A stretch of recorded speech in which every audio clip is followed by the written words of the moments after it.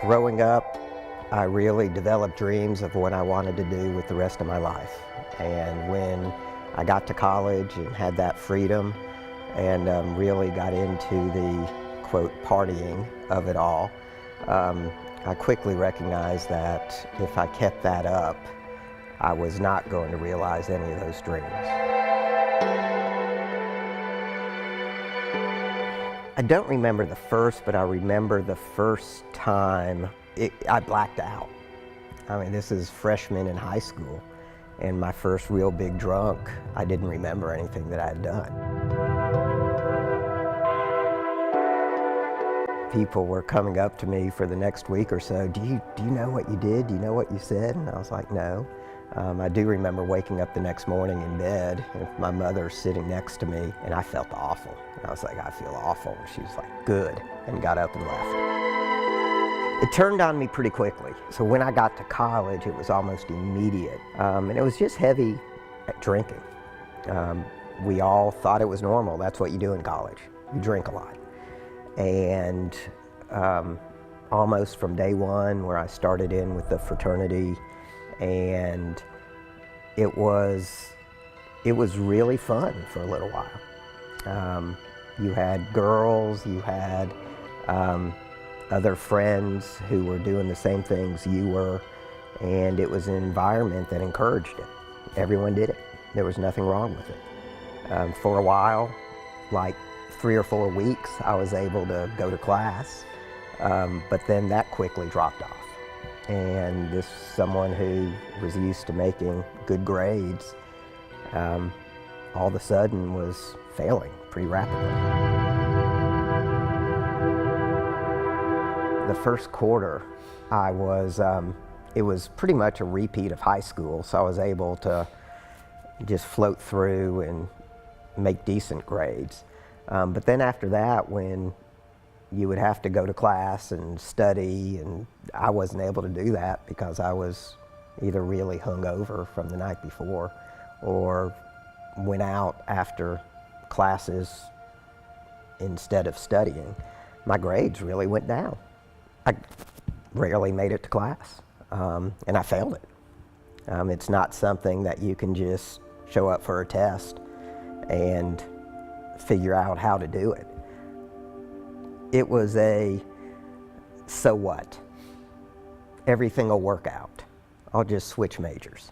I came to the conclusion pretty quickly, really by the end of my freshman year, that I was not going to be able to continue using the way I was using and succeeding. The problem was I didn't know of any other way. My thinking was, if I quit partying and using, I won't be able to have that experience of making these good friends. I won't be able to have the experience of meeting the girl that I'm going to eventually marry. I'm not going to have, be able, when I get out of school and in the business world, you've got to go out with people, and you've got to socialize, and you've got to hang out at the bar and entertain or play golf and do all that stuff. So it was a struggle of, I'm failing out of school, so I'm never going to get that. While at the same time, I have to do this that's causing me to have so much problems, because if I don't, I won't be able to do anything else that I want to do. But I was totally non-functional other than going out to there was one place where we all hung out. And by that time we were taking cabs or walking wherever we were going, because we all realized that if we drove it would be really bad. And we would take a cab down to the Strip and hang out there till 3 in the morning and come home, probably drink more, and then do it all the next night. And that was just the cycle over and over again. And could not break that cycle, even though I knew that it was not killing me physically, but killing me emotionally and killing my dreams of whatever I wanted out of life. I remember this part pretty vividly. My father had the serious talk of saying, you've got to stop this. I mean, by that point, I was all bloated looking and just looked awful. And he was like, you can't continue to do this. I was like, I know, but I'm just not ready yet. I need one more football season. And after that, I'll think about it. And so I had pretty much in my head said, after this, I'm done. And whatever the consequences, I just can't do this anymore. And I did it. And that last 2 or 3 months was the most miserable time in my life, because I was still stuck in the going out and partying and having a good time, quote, having fun. But it wasn't fun anymore. No matter how much I drank, I couldn't sleep at night thinking how I just ruined everything. But I couldn't stop the using. And then luckily, I was able to get out of that 2 or 3 month period, get into treatment, and it was almost a relief when I showed up on the steps of the treatment center and started treatment. And I'm one of the lucky ones that I've never really looked back. I've never had to try it again to see if I really were an alcoholic. And I've been sober ever since. It was a long drive out to Cumberland Heights on River Road. But I had known for a long time that I was going to end up there. That's where I went to my brother's graduation. I had been out there for an assessment like 3 or 4 months prior to my going, and where they said, you really need to stay now. And I said, no, I don't need to right now. I'll do it eventually, just not right now. And I just wasn't ready. I truly had not bottomed out emotionally to get to the point where I was ready. And I'm the first to admit, I'm the luckiest person alive, because I never had to suffer the legal consequences of using as hard as I did.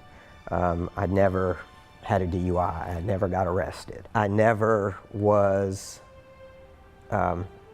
just nothing really bad happened to me. I was never physically assaulted. I was never injured.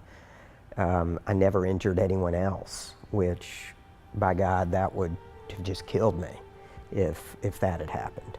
And I know a lot of people aren't as lucky as I am, that they've had those bad things happen to them. So I didn't have those bad things, but emotionally, I reached bottom. And so when I got to treatment, I'd never been treated the way I was of, we're going through all your stuff. We're searching you. We don't believe that you're not bringing anything in. And I wanted to say, listen, I'm not doing this anymore. And I was treated just like a common off-the-street drug addict or alcoholic. No special treatment for me.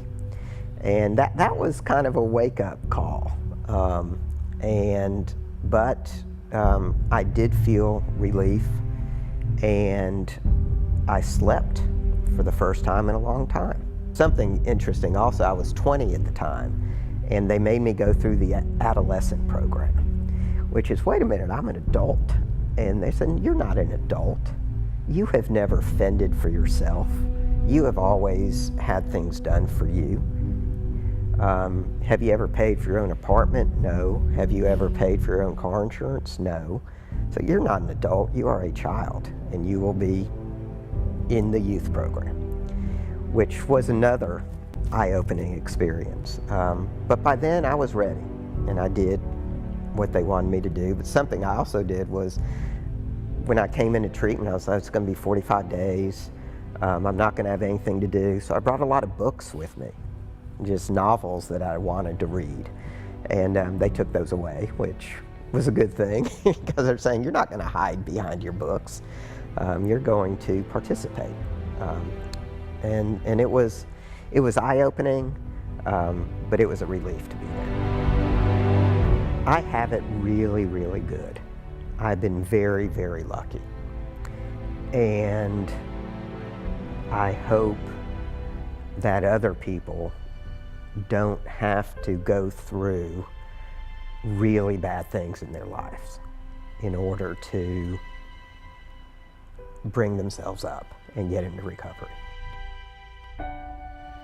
I'm Gary Asher. I live in the Westmead section of Nashville, and I have 28 years clean and sober. We do recover.